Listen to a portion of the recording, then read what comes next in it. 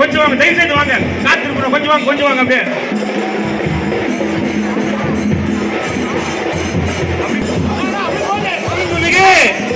புரட்சித்தாய் சின்னம்மா அவர்கள் தமிழகத்தின் அடுத்த முதலமைச்சர் மாண்புமிகு புரட்சித்தாய் சின்னம்மா மாற்றத்தை நோக்கி தமிழகம் அனைத்து இந்திய புரட்சி தலைவர் மக்கள் முன்னேற்ற கழகத்தின் பொதுச் செயலாளர் மாண்புமிகு புரட்சித்தாய் சின்னம்மா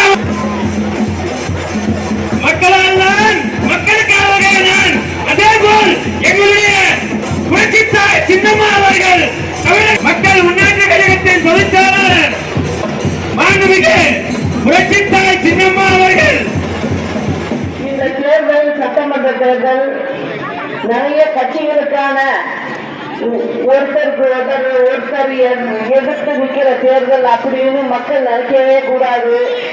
காரணம் இது மக்களுக்கான தேர்தல் தான் நான் சொல்லுவேன்.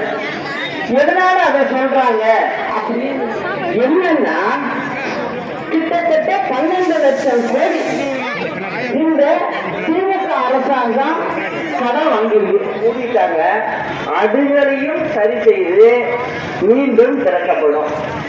அப்போ நிர்வாக திறமை இல்லாததான் மின்சார கட்டணம் மக்கள் தலை சூரிய மின் உற்பத்தி 10,000 மெகாவாட் உருவாக்கப்படும். புதிதாக